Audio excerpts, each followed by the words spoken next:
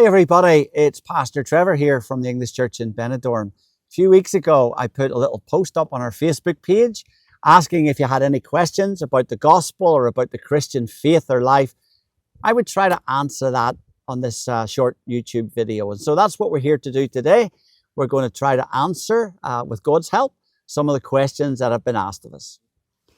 Okay, Trevor, here's the first one. If God is a God of love, why is there so much suffering in the world? Well, that's a really great question. In fact, that's probably the number one question that people have about faith. Why is there so much suffering in the world? And it's not easy to give a trite or trivial answer to that question, or even a short answer to that question. One of the reasons why it's such a difficult question is because it becomes very personal, because we all know people who have suffered. Many people suffered terribly. We know of people who have lost their lives through accidents, through no fault of their own.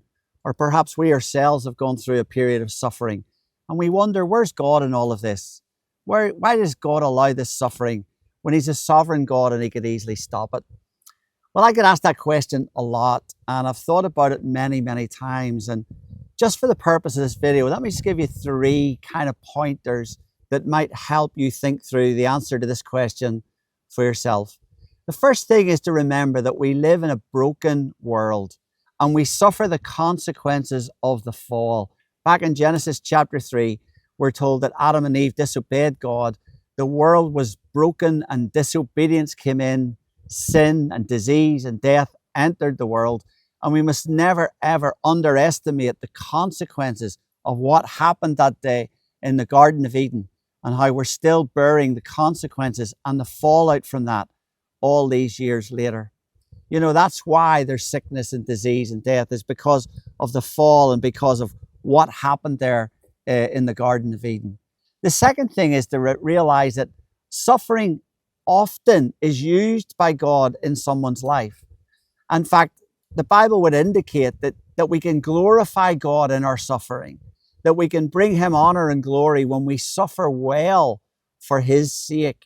In fact, if you read the book of Job, which is the classic biblical text on suffering, you'll see that Job lost his flock and his fields and his fortune and a lot of his family. But at the same time, Job said, even if He slay me, I will still trust Him.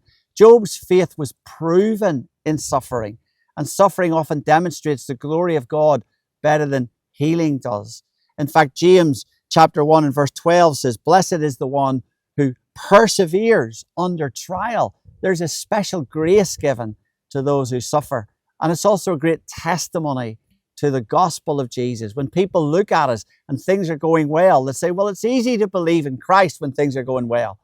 But when we suffer and things are not going well, and we're still trusting Christ, that's a great testimony. The third and final little pointer I'd give in answer to that question is that suffering indicates to us that there's a better world coming. You know, we all long for something better. We all long for a time when there is no sickness and there is no disease and there is no death, when there is no sin, when people are not breaking into our houses, when there's no sexual assaults or when there's no violent assaults. We all long for a better day. And the Bible points to the fact that one day we will be free from all of this if we trust Christ, and we will be in a better land. So suffering is a big subject. It's a complex area, but I trust that God will use these simple but hopefully helpful pointers in helping you think through the answer to that question.